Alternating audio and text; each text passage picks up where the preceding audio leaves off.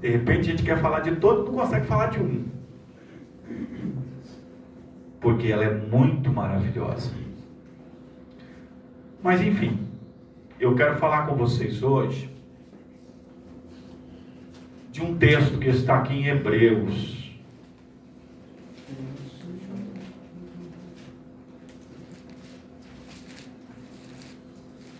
Esse é o texto que me veio ao coração. Eu quero compartilhar com vocês.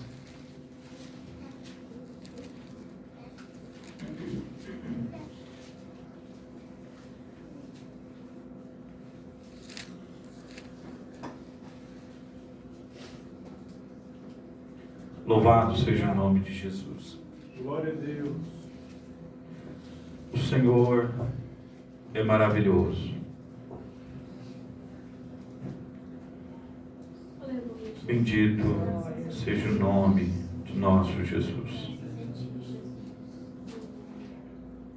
Graças ao bom Deus por sua maravilhosa graça. Agradecido seja o nome de Jesus. Bendito seja Deus.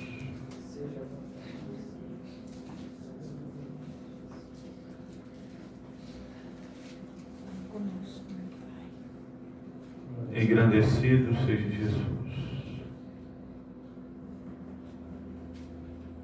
Nós vamos ler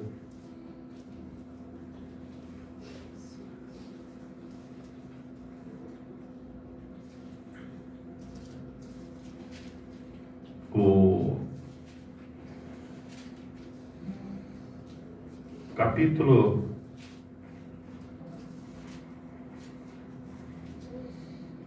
de número 3.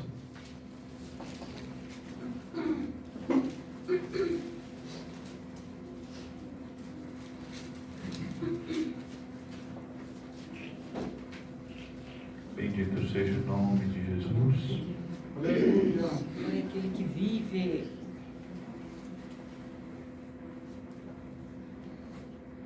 Vamos ler a partir do versículo 7.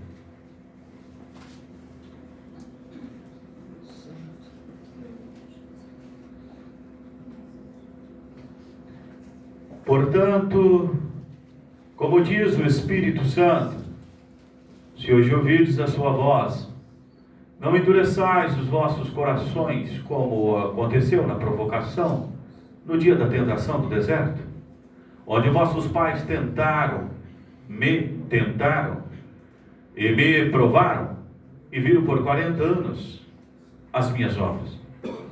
Por isso me indignei contra esta geração, e disse: este povo erra sempre, erram em seu coração, e não conhece os meus caminhos. Ou estes sempre erram em seu coração, e não conhece os meus caminhos. Assim jurei na minha ira, que não entrarão no meu repouso. Vede, irmãos, que nunca haja em qualquer um de vós um coração mau e infiel, para se apartar do Deus vivo. Antes exortai-vos uns aos outros todos os dias, durante o tempo que se chama hoje, para que nenhum de vós se endureça pelo engano do pecado. Porque nós tornamos participante de Cristo, se retivermos firmemente o princípio da nossa confiança até o fim. Enquanto se diz hoje: se ouvirdes a sua voz, não endureçais o vosso coração como na provocação. Porque havendo alguns ouvido, provocaram, mas não todos os que saíram do Egito por meio de Moisés.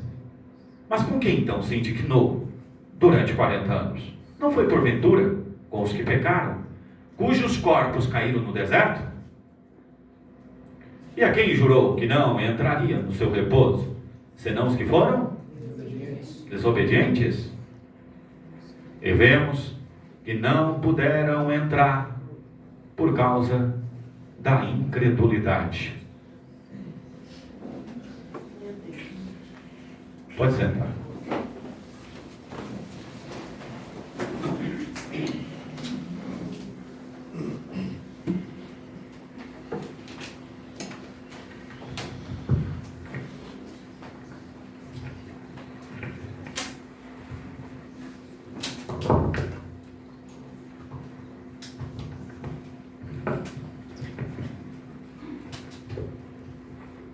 Ainda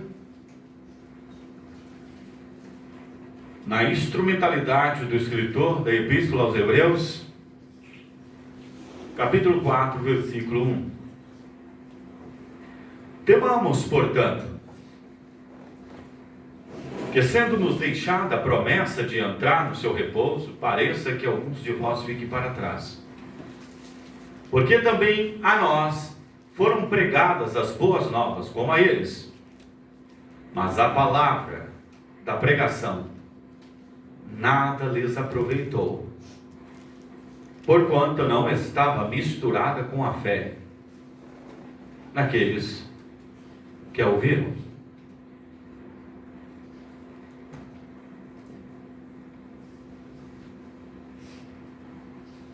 Na verdade que a Epístola aos Hebreus, eu particularmente, modéstia à parte falando, sou admirador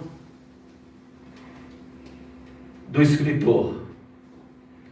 Mesmo que no capítulo 1 da Epístola não haja, deixa do jeito que tá bom.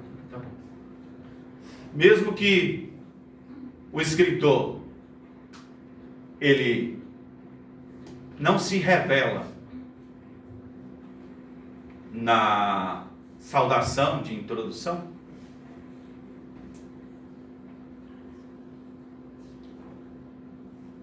eu continuo sendo admirador dele. Me parece muito com algumas outras epístolas que a gente conhece. Essa epístola, parece que o escritor, ele manteve o seu estilo de escrever. E ele trata nessa epístola, o tema central é a superioridade de Cristo. E ele trata com muita dignidade o Salvador, mostrando que Cristo é superior ao antigo pacto. Parece que ele gira em torno do tema central, a superioridade de Cristo. Então, se faz necessário dizer que Cristo é superior ao antigo pacto, coisa que para muitos não faz nem noção do que a gente está falando, mas é muito importante saber que o nosso mestre é superior aos anjos, conforme o capítulo 1, Aleluia. que ele é superior a Moisés, que ele é superior a Josué, que ele é superior à lei, que ele é superior àqueles cordeiros, que o culto dele é superior ao culto que tinha dentro do tabernáculo transitório, ou até mesmo dentro do templo de Salomão. Então o tema central é a superioridade de Cristo. Mas dentro desse enredo tão glorioso de nós termos um Salvador, eu quero falar baseado do que basicamente é a salvação. Muitas pessoas pensam que a salvação é simplesmente ser salvo do problema presente. E como já foi dito nesta noite, e eu ratifico, nem sempre nós somos salvos do problema presente. Nem sempre nós somos salvos da enfermidade, da pestilência. Nem sempre nós temos êxito naquilo que a gente faz. Nem sempre o sucesso é garantido. Nem sempre o lar vai ser um dos melhores. Nem sempre a empresa que foi aberta vai ter futuro. Muitas das vezes, o caminho é o mais espinhoso, o mais estreito, o mais longo, o mais tortuoso, cheio de montanhas. Para quem conhece o capítulo 11 de Coríntios, sabe o que o apóstolo Paulo fala a respeito dos seus sofrimentos no Evangelho, e ainda é digno de nota aquilo que mais afligia ele: o cuidado com as igrejas de Deus. Mas então, a obra da salvação, se vocês dão uma verificadinha ainda dentro dessa epístola, vai estar escrito que o império da morte estava nas mãos de Satanás. E a Bíblia diz que Cristo Jesus, através da sua obra, ele veio resgatar aqueles que, por meio da fé, mediante a graça, acreditassem em Jesus, confiassem nele, que viviam com medo da morte. Uma vez que o império estava, ou seja, o império da morte estava com o diabo, isto significa que antes de Cristo, ninguém, senão aqueles que escaparam da morte, ninguém, senão aqueles que escaparam da morte, conseguiu escapar do império do diabo. Nós temos poucos relatos, isto é, o sétimo, Elias e Moisés. Algo mais que eu esqueci? E uma figura de Cristo em Melquisedeque. Esqueci de mais alguns? É isso? No entanto, Moisés só escapa por causa da promessa. Fora disso, dispenso um comentário. Tira a promessa, vai encontrar o corpo. Queria que vocês entendessem isso. Coloca a promessa, não encontra o corpo.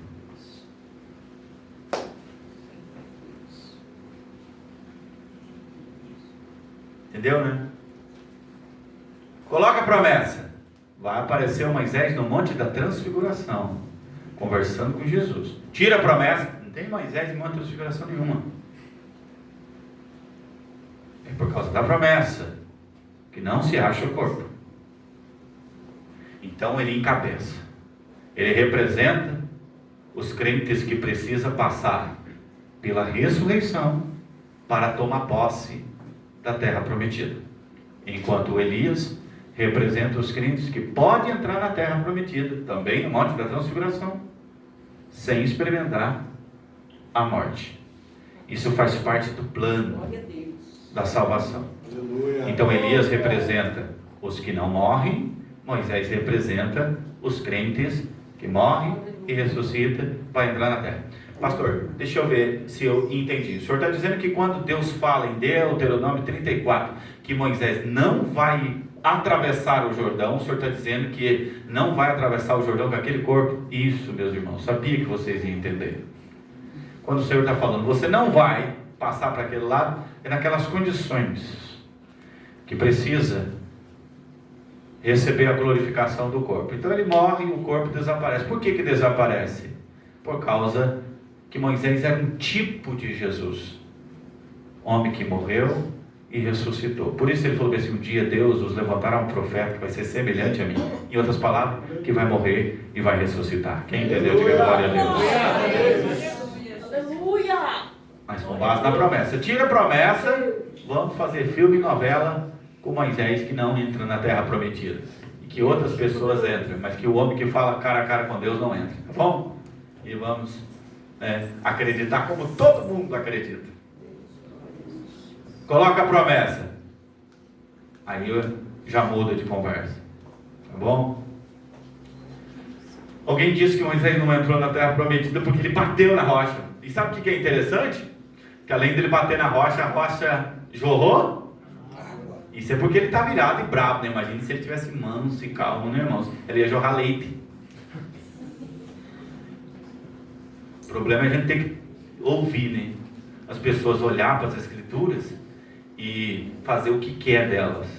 Isso é o pior, né? Aí você pergunta: e quem é que ele estava conversando com Jesus lá dentro da terra prometida? Era um fantasma. Por causa do mau entendimento das pessoas, eles, em vez de ler a Bíblia, eles vão assistir novela. E ainda fica distribuindo ainda o que viu nas novelas por aí, que não tem nada a ver com as escrituras e nenhum contexto, né, em uma contextualidade bíblica. Mas não é meu tema central, então deixa eu voltar a falar do império da morte. Fora disso, nós vamos ter uma genealogia de Cristo, de Abraão a Cristo. Nós vamos ter, vocês lembram de Abraão a Davi? Vocês lembram quantas gerações que tinha? 14. Então nós temos 14 gerações de Abraão a Davi. De Davi para deportação para a Babilônia. Mais 14. Da deportação para a Babilônia até Cristo, 14. Então são 14 vezes 3. São 42 gerações. Nós temos 42 gerações de Abraão a Cristo. E todos de Abraão a Cristo. Da geração. Me corrige se eu estiver errado. Você vai ver lá. De Abraão a Cristo. Então Moisés vai ficar na tribo de Levi. Tira fora. O sétimo é antes e o Elias não faz parte. Então, concluindo, toda a geração morreu. Então, se fosse para citar Abraão, Isaac, Jacó, Judá, Pérez, Ezon, até chegar em Jesus, tinha que citar assim: Abraão morreu, Isaac morreu, Jacó morreu, Judá morreu, Pérez morreu. Então vamos voltar agora em Adão. O texto diz assim: Adão viveu 930 anos. E daí o texto fala bem assim: e morreu. Eu até acho bruta a maneira que o escritor escreveu. Mas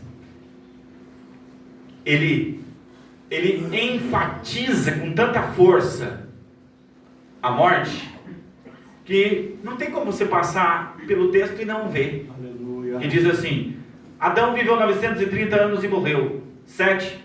Vocês lembram quantos anos 7 viveu? 912, coisa assim? Morreu. Enos. Não sei se é Enos, não sei se é 910. Morreu. Aí o texto diz: Adão, 7 Enos. Cainã. Vai conferindo lá a idade que estou chutando aqui, tá bom? 905, morreu. Malalael, 895, morreu. Jared, 962, morreu. Aí ela diz assim: Jared, Enoque, 65 anos, andou com Deus. Mais 300 anos, andou com Deus, começou a andar com Deus com 65. 365 anos, sumiu, para não morrer. Por isso que eu falo para você. Aí, não é à toa que um homem tem um filho com 65 anos de idade, ele vai colocar o nome do filho, e o nome do filho significa: quando ele morrer, o fim virá. Enquanto ele viver, o fim não virá. Esse é o significado de Metusalá ou Matusalém. No ano da morte de Matusalém, Matusalém vive 969 anos. Diferente de Jared, que vive 962. Matusalém, com 969 anos, Matusalém teve Lameque, que teve Noé. Então, o neto de Matusalém era por volta do ano 500, quando ele recebe a revelação de fazer a arca. A revelação da arca é para não morrer no dilúvio. Porque o dilúvio, ele serve como juízo para a terra. Então faz uma arca para não ser levado com as águas do dilúvio. Só que daí o texto diz assim, que o filho do Matusalém, Lameque, morreu, Noé morreu. Porém, existe um plano em tudo isso. Era preparar alguém para vencer a morte. Aleluia. Eles conseguem escapar do dilúvio. É digno de nota, mas não conseguem escapar da morte. Eles começam a viver 969 anos. O Adão viveu 930. Quando chega em Abraão, isto é, quase 20 gerações depois, está vivendo 120 anos. Quando chega em Mateus capítulo 1, o texto diz assim: são 42 gerações de Abraão a Cristo. Aí você pega 1.600 anos e divide em 42 gerações. Aí você vai saber quanto tempo é a geração que se refere em Mateus capítulo 1. Uma vez que uma geração, o tempo de vida era totalmente outro no Gênesis, lá por volta dos primeiros 5 capítulos. Quando chega em Gênesis 20, a geração é outra. Quando chega em Davi, você vê o escritor dizendo bem assim: a duração de nossa vida é de 70 anos, mas alguns pela sua força e robustez chegaram aos 80, o melhor deles vai ser canseira e enfado.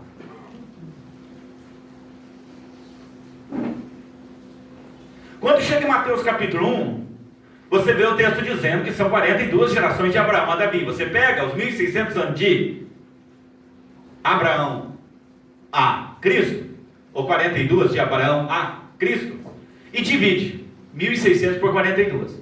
Você vai ter aproximadamente uma geração de 42 anos. Para quem vivia 930 anos.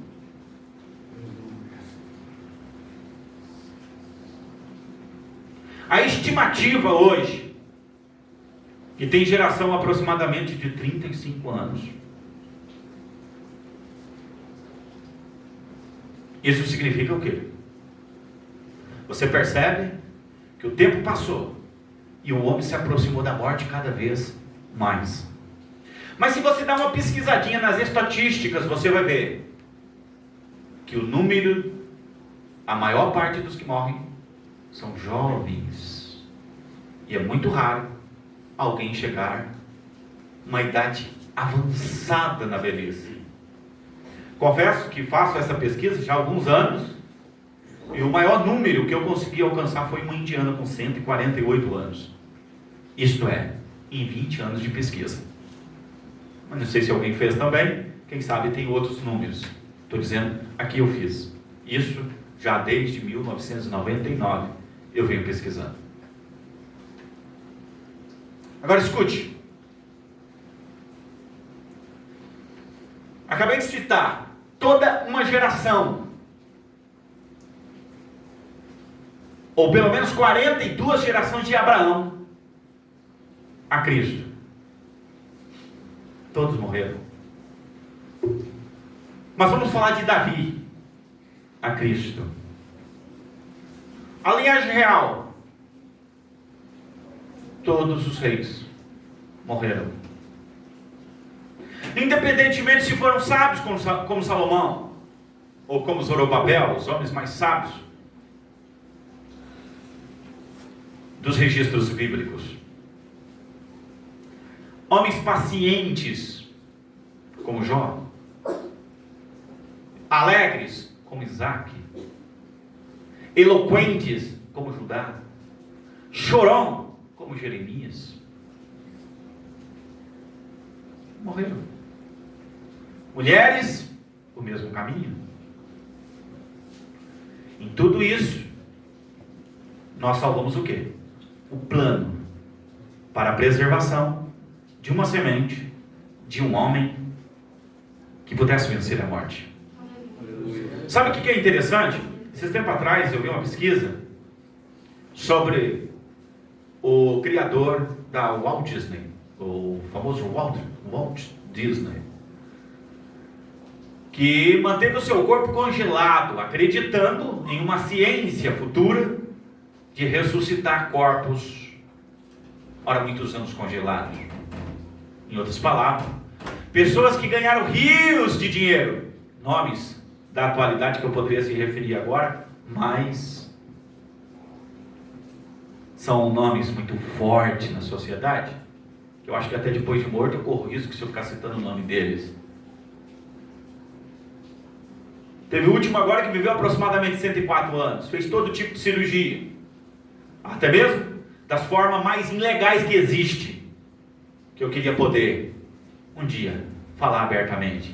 Mas como nós vivemos em um mundo onde a justiça parece uma mulher cega, então não é viável estar abrindo a boca de qualquer maneira.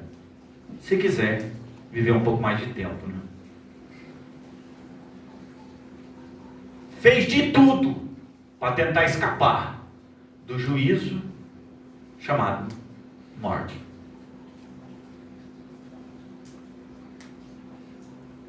Eu vi também relatos de enfermeiras que acompanharam a morte de ateus. Um dos relatos eu me lembro muito bem de uma que disse assim: nem por todo o dinheiro do mundo eu quero ver a morte de um ateu. É horrorizante. Passou a vida inteira, como foi o caso de Friedrich Nietzsche, filósofo alemão, que dizia que a religião era o ópio da sociedade. Mas perto da sua morte, ele disse: se Deus existe, eu fui o pior dos seres humanos. E na hora da morte, fica pedindo uma gotinha de fé para aqueles que durante uma vida cultivou sua fé, para na hora da partida poder se agarrar numa esperança da ressurreição. Aleluia. Mas o maior temor não é esse. Na verdade não é morrer. Isaías, no capítulo 28, no versículo 15, diz que a morte ela fez uma aliança com o inferno. O grande problema da morte é que em vez dela ser amiga, criação, serviço de Deus, não, ela faz uma aliança com o inferno. Ela leva para baixo. O tempo todo ela faz o serviço e os seus agentes leva para baixo. Diferente de Cristo, que pagou o preço para levar para cima. Aleluia. Os agentes da morte, para o inferno. Trabalha para o inferno. Mata para o inferno. E em todo o tempo que esse império da morte esteve nas mãos de Satã, os homens não tinham escape.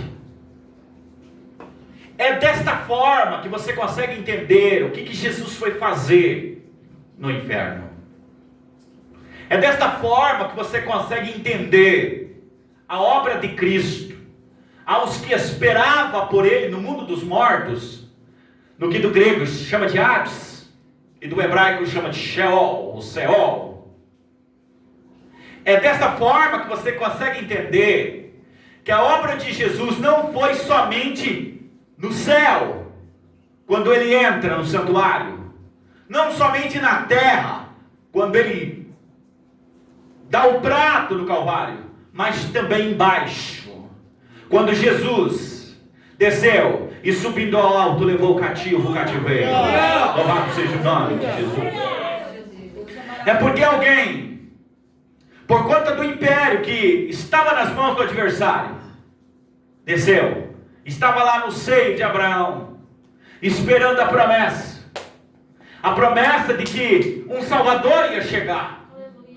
E Jesus disse assim: muitos desejaram ver o meu dia, desejaram ver o que vocês estão vendo, desejaram ouvir o que vocês estão ouvindo. Irmãos, e eu digo, glória a Deus, a mensagem da boa nova do Evangelho não era a mensagem de que Jesus quer fazer de você simplesmente mais do que vencedor. A mensagem da boa nova do Evangelho não era aquela: chegou o grande curador da nossa doença. A mensagem gloriosa do Evangelho não era Jeová Jiré. A grande mensagem do Evangelho não era Jeová ou Rafá. A grande mensagem do Evangelho não era Jeová ou Nissi. A grande mensagem do Evangelho não era Jeová ou El Shaddai. A grande mensagem do Evangelho, meus irmãos, era a salvação em Jesus Cristo, glória a Deus. É aquela que Jesus disse lá em Jericó: hoje chegou salvação a esta casa,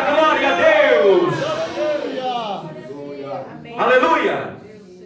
Está tudo certo. Jeová é Rafa, sim. Jeová é Nissi, sim. Jeová é Jiré, sim. Ele é o Deus provedor. Mas não é o Deus provedor só da farinha da panela, do azeite da botija. É o Deus provedor do cordeiro para o sacrifício. Glória a Deus. Esse é o verdadeiro Jeová Jiré.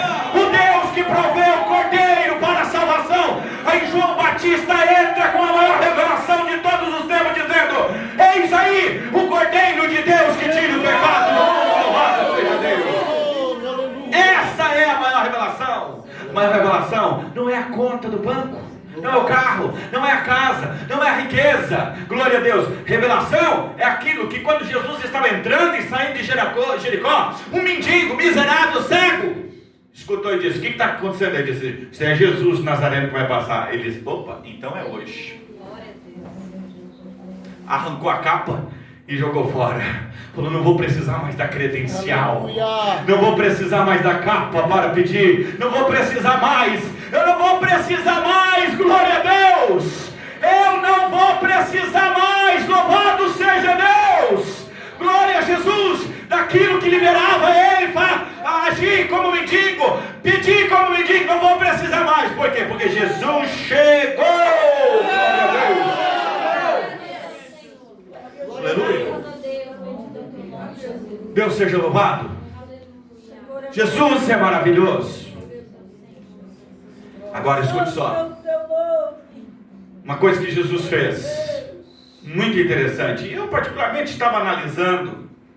E a palavra de Deus é para isso. Você lê ela e você tenta absorver. Evidentemente que na sua análise, você não precisa disseminar a sua análise. Você vai pregar o texto. O texto diz que Jesus ressuscitou Lázaro.